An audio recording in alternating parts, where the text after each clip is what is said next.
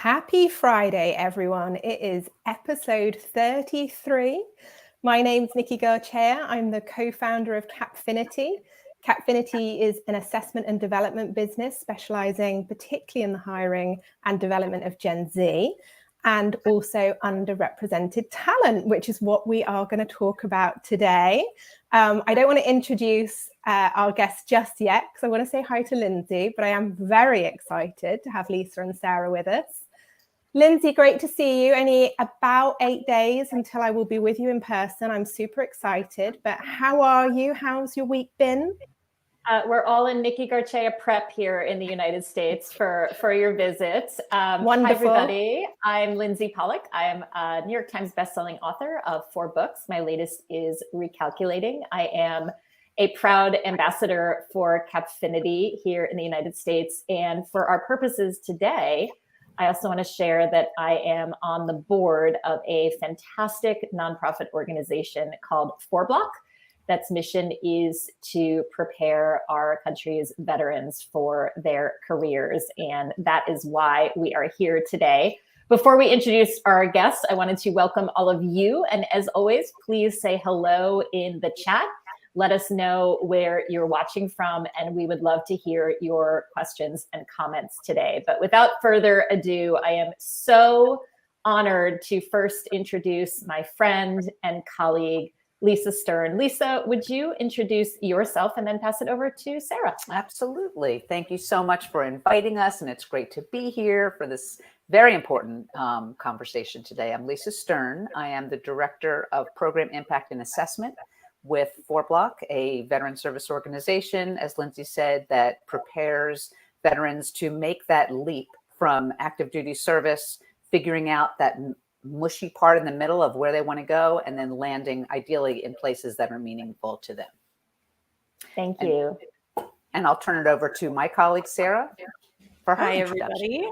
I'm Sarah Smith-Barry. I am the CRI for San Antonio, which is the Chief Readiness Instructor for FourBlock. So I'm one of the instructors with a cohort of 42 veterans this time around.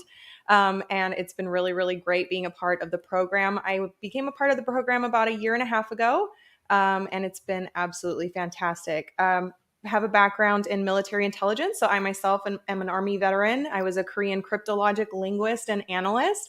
But now I am a reformed professional. I landed in the field of psychometrics, so makes sense why I'm here today. And just hope to bring some color to the conversation and maybe some specifics on how veterans are doing with the Capfinity assessment and our program. So thank you so much for the invitation. Thank you. And it's just wonderful to have you both here. And thank you for kind of giving up your time for this conversation. It's our pleasure. As Lindsay mentioned, I suspect there will be comments. So I urge anybody who has a question that they particularly want to pose to Lisa and Sarah to definitely hop on and we will pick them up. Lindsay's always fantastic at seeing those as they come in. I did want to have a chat with you about how you use the Capfinity Strengths Profile as part of the program. But before we chat about that, would you just tell us a little bit about the program and the types of activities that you're involved in? Because I think it would be really great for everyone just to understand actually the sort of services that you're offering. Sure. So FourBlock, as I said, is a national veteran service organization.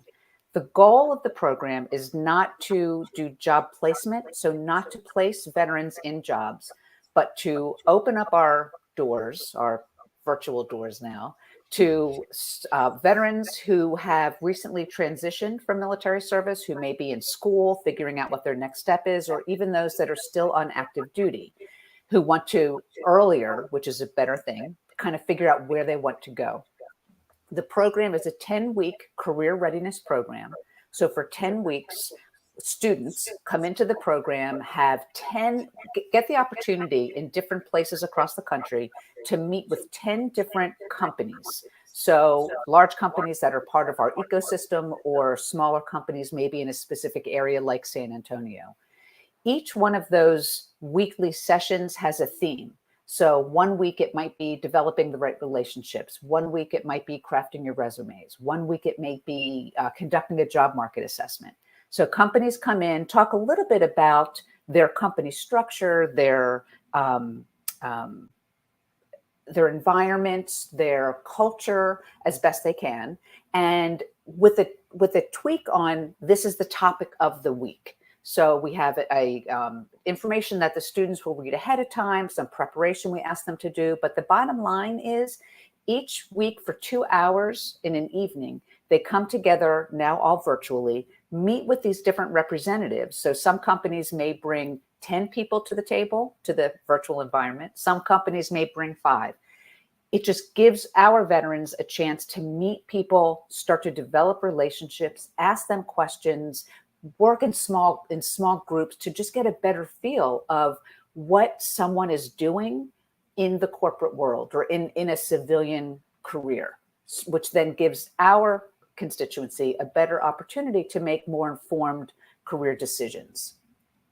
So I'll stop there to see if because I could go on and then our half hour would be over. Thank you, Lisa. Sarah, I'll go to you next, but I just want to welcome some of our friends in the audience. We've got Julie from sunny Cork in Ireland. Nikki was showing off that it is also sunny in the UK, and some ice cream trucks are going by. We have our friend Dawn Carter in Point Richmond, California. Welcome, Dawn, who also thinks sunny Cork sounds amazing. Tahani from Bloomington, Indiana, who's very excited to learn more about FourBlock. And our colleague Trudy Steinfeld in Cambridge, Massachusetts. And welcome as well to Maria Stein from Michigan State. So Sarah, you have the experience of being a transitioning veteran from going from service to a career. And you're also in the classroom or virtual classroom with veterans right now. From that perspective of a veteran making the transition to the people watching who are corporate recruiters, who are interested in hiring veterans, or university career services professionals who are working with veteran students. Can you talk a little bit about some of the challenges or the biggest questions that you hear from veterans as they're going through this process of transitioning to a civilian career? Absolutely. So there's a couple of things that come up in conversations with veterans, especially those that have been in service for a long period of time. Okay. And if I'm going to talk about myself, I wasn't in for very long. I got out in 2007. So I've been hyper civilianized already. So I like to think of myself as the communication person between the civilian sector and the veteran community, because I speak both languages. Right. Okay. And I think that's fair to say. But for veterans that have been in for a long period of time, the challenges really come down to the fact that they don't really understand the language that they need to use when they enter the civilian workspace, okay? The language barrier is huge. They don't understand lines of business. They don't understand the different structures within organizations because they're all a little bit different. Some structures are really tall, some are really wide. So having those conversations and explaining that to them, it kind of helps when they're trying to decide what they want to do. But also, veterans come from a community where values are number one, first and foremost. So for any recruiter or company that is looking to recruit a veteran, if you are not putting your culture first, the veteran's going to smell that right away. They're going to know. And so I think leading with that when you're having discussions with veterans is really important, as well as understanding things like role definitions. So they might need a little bit more of that. They're going to need to understand what the onboarding program is going to look like for them, 30, 60, 90 days, creating a visual. Actually, one thing that I've recommended to a lot of organizations that I work with is creating a day in the life, almost video or article, right? That they can disseminate along with job postings to give not only veterans, but other candidates as well, an understanding of what a day in the life of that role would look like. Because job descriptions and job postings are a little bit dry sometimes, and we don't always get that information. But from a veteran perspective, it really does come down to empowering them with the language they need to speak about themselves and understanding the role and how that applies to the overall corporate objective.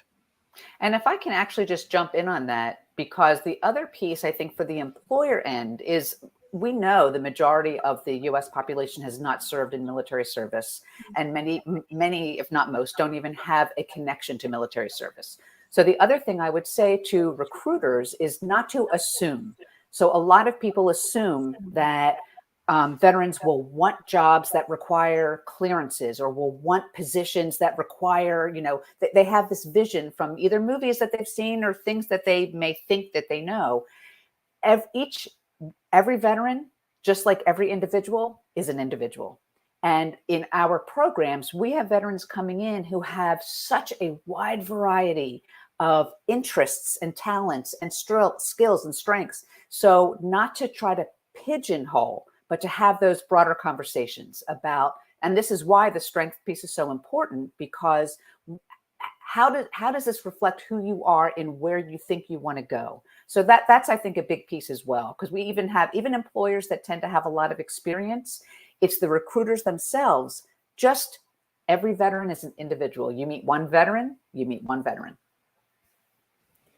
Such good advice, Lisa. And I think it speaks to lots of talent groups where we can make assumptions. Absolutely. And you've stopped me asking the question around, are there particular kind of sectors or jobs that veterans are attracted to?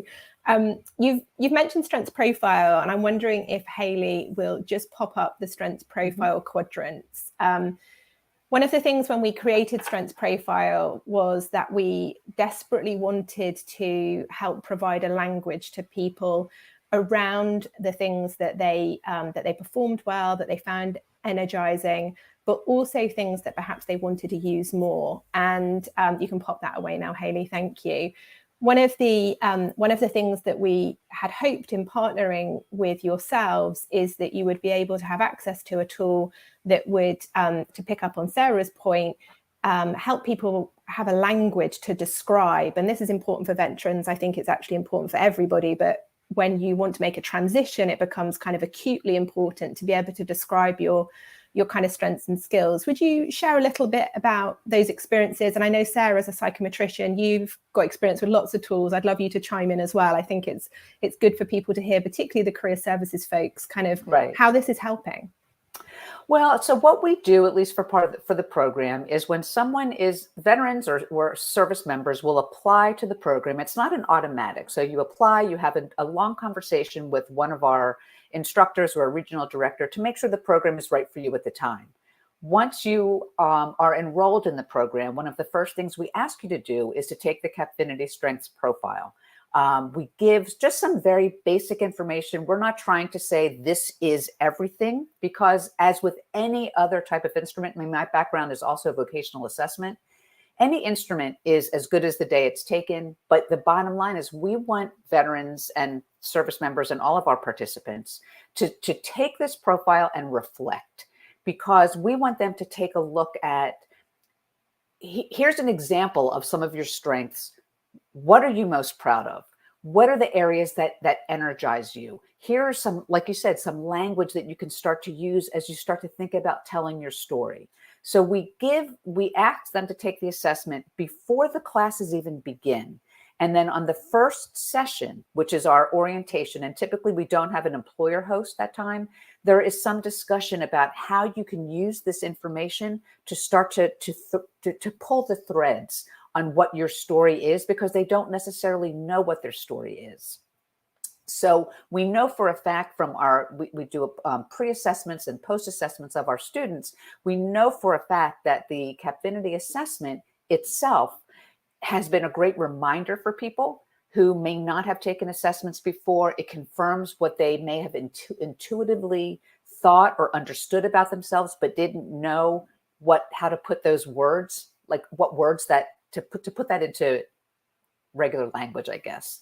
And it gives people a solid baseline to actually start to identify what they might want to work on, not need to work on, but what they might want to work on based on where they think they want to go. So I think I answered your question. So I'll now move it over to Sarah, who's on that side. No worries. And actually, I kind of want to piggyback off of something that Lisa said, which is, if an assessment is good, it's only affirming things that you already know about yourself. It's just giving you permission to step into that and own it, and not make excuses for not maybe inhabiting other traits that drain you or are not as serving to you as maybe they are to someone else. So something that I like to pay attention to with the veterans that I work with is their communication style. That's huge. So that's something we focus on quite a bit, as well as the level of formality, right? So how formal are they? That's going to make a big difference into what kind of corporation or organization they land in, as well as the introduction of the idea of individual contributor type roles. Because in the military, unless you are a warrant officer, individual contributor status is not really something, right? Everyone's a leader, everyone's in charge of people, everyone's a people leader, right? But that doesn't mean once they exit the service that they necessarily need to or want to be a people leader. They may have a set of skills that they're highly specialized in, and they just want to contribute to a project and have ownership over something. Another thing I like to look at is their level of independence. How much ownership do they want to take over something? And then also how quickly do they like to perform? So are they mission driven and all of that? And really, after having those conversations, they almost answer the questions themselves. Right. And that's the beauty of it. It's just having a conversation and empowering them to talk about, okay, these are my behaviors. These are the things that I find intuitively driving or charging. And these are the things that, you know what, I am leaving the service and I don't have to do these anymore. Right. And I get to be an individual for the first time, and I get to put myself first, and I get to do this. And I think that is the real beauty of challenging the statistics that plague the veteran community when it comes to them leaving roles, in the first 6 months, is really just having that conversation first. And that can also, I was going to say, I'm sorry, Lindsay, that can also be very scary. So, it's like having all of these choices and having all of this this ability to make these decisions now and reflect on who you are and what you want to be can also be just incredibly challenging, which is why our for 10 weeks, we kind of nip at that each week. I'm sorry, Lindsay. No, not at all. I think it's so fascinating. And I'm reminded, Lisa, of a colleague of ours from FourBlock. I work on the FourBlock podcast with FourBlock founder Mike Abrams, and the podcast producer was a veteran who wanted to be creative. And he said, when you come out of the military, I think he was a truck driver in the military. And he said, nobody thought that I'd want to go into the arts, and that was a really big transition for him to make that move. So I think that's very powerful.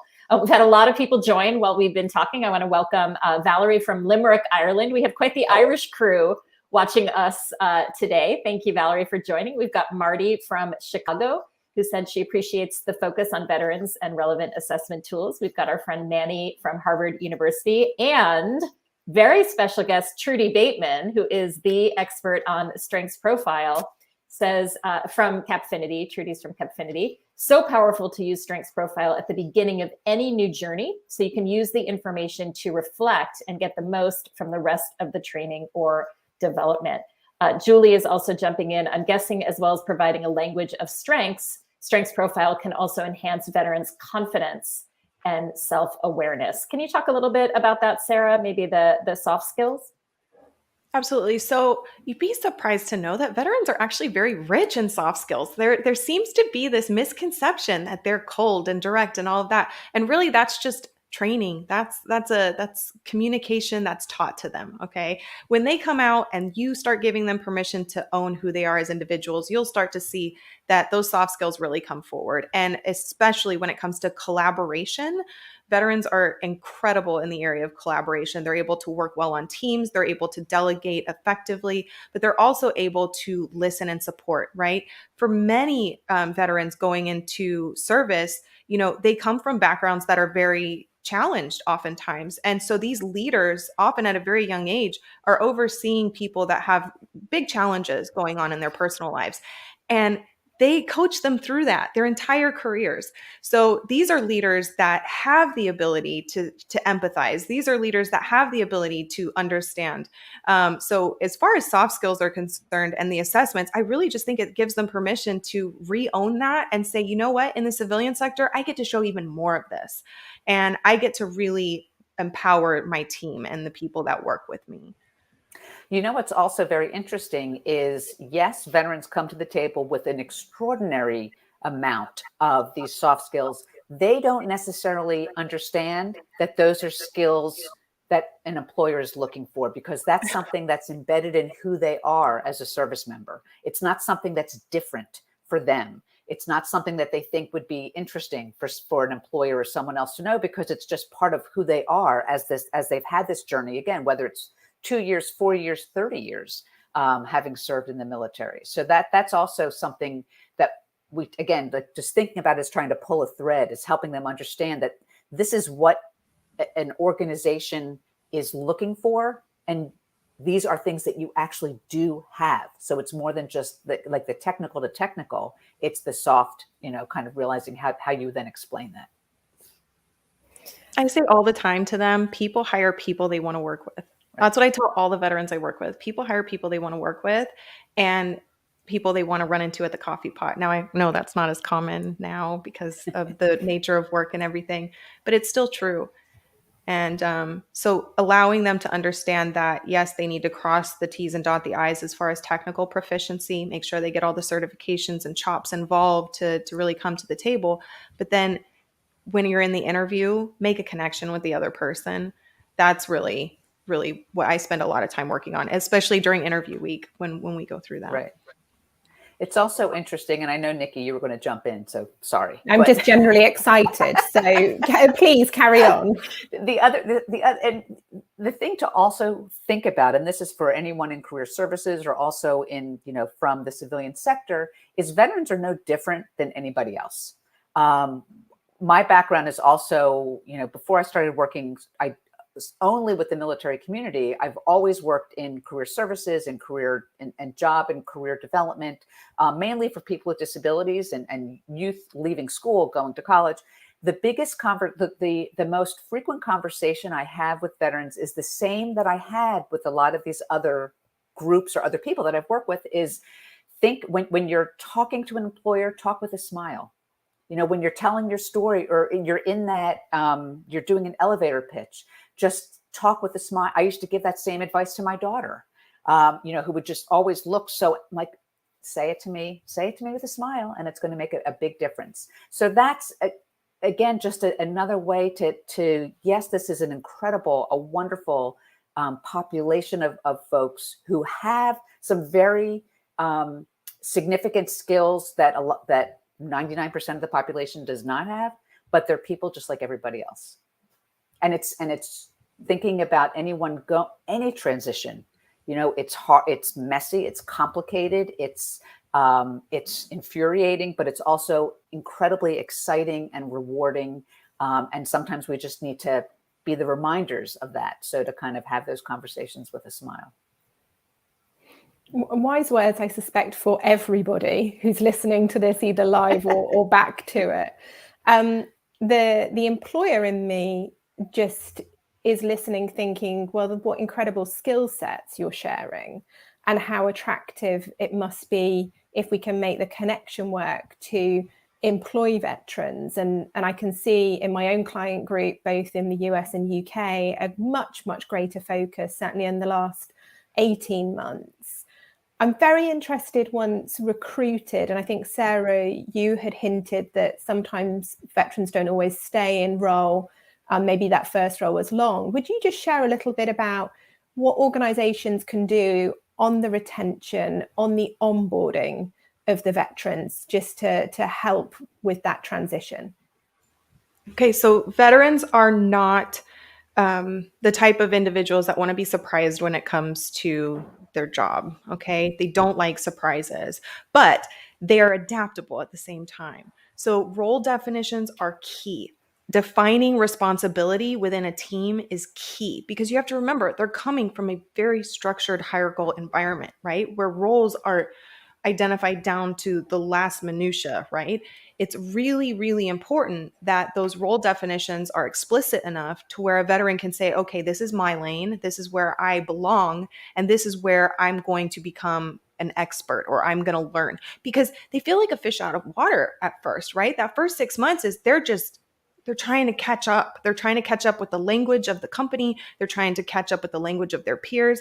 And they don't want to be viewed as weak or incapable, right? That's the worst thing that that they could experience. So anything that an employer can do to empower them with the language, to give them the role definition that really makes them feel comfortable in the environment and answer questions. So give veterans resources.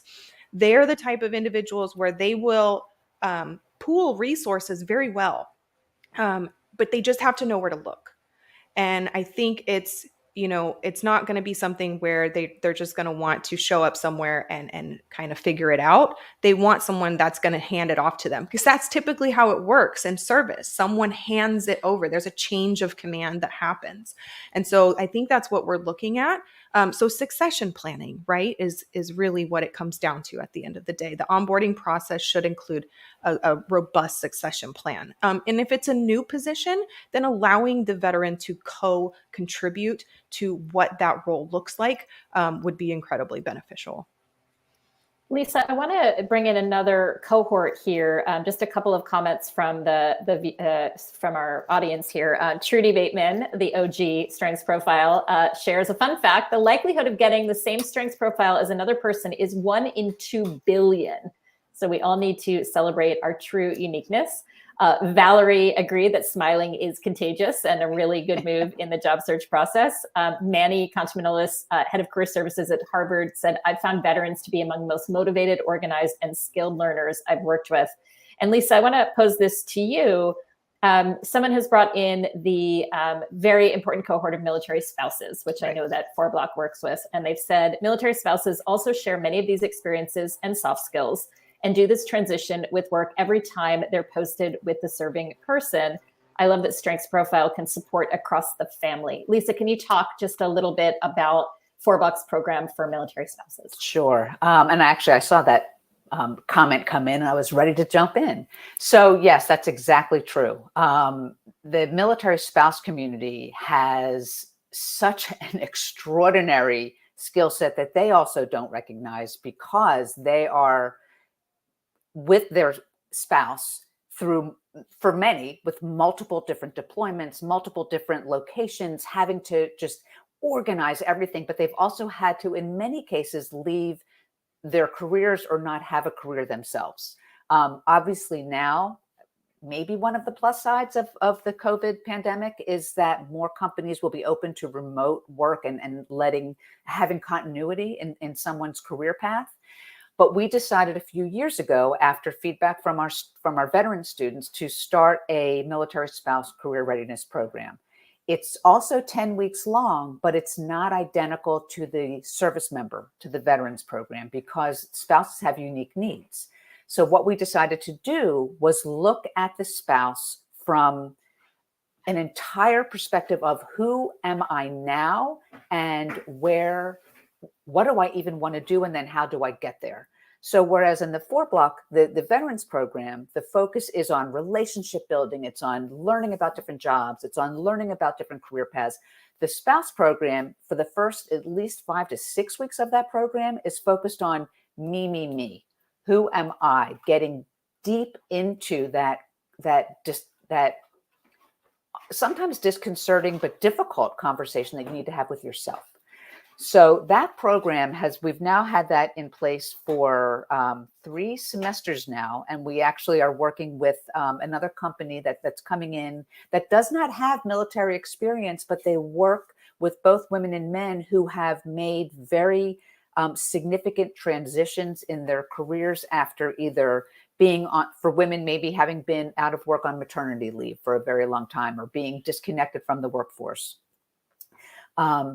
But the goal is that by the end of that program, we then bring those military spouses into the FourBlock ecosphere so that they can, once they have a LinkedIn profile up and going, if they didn't have it before, have their resume ready, have more confidence, then we bring them into the FourBlock community to continue those relationships, start relationships and continue relationships to kind of help them figure out where they want to go. But it's really been, we serve 20, it's not a large program. So the veterans program in Sarah's cohort, yes, we have 40 students. That's a large one. Most of our cohorts are maybe 25 to 30. Our military spouse cohort is 24 spouses. They are paired up with each other. We actually have spouses from our previous sessions coming back now to coach and support other spouses going through the program. But it's meant to be a very, very small program that just helps this community now find another community it's like a sub community of other spouses who are also looking at their careers, because not every spouse is ready to do that or wants to do that. So it's been really it's been a beautiful thing to actually watch grow. And we recently, I won't jinx it, but recently received some funding to expand that program. And so we're looking to do that. Very excited. Amazing, and such holistic work to be able to support both sides. We have quite remarkably, and it doesn't surprise me, come close to time, because we've been able to ask you so many things and you've given such practical advice, which has been wonderful. Thank you. Lindsay, a tough one to summarize in 3 points, but over to you to try. I'm going to cheat, and I realize I have 5 points. So we have now expanded, given the value. Yes, thank you. Given the value of Lisa and Sarah's commentary, it is a true honor to serve on the board of FourBlock. And I think we don't realize about 50% of members of the greatest generation or traditionalists had a family member serve in the military, and now it's less than 1%. We have really segregated civilians from military, and I think it's a huge loss for society. So I'm so grateful for this conversation and for all of us to just think about how we can better integrate veterans into civilian life and learn from each other. So with that, I would like to thank my friend and colleague Lisa Stern and my new friend Sarah Smith-Barry from FourBlock.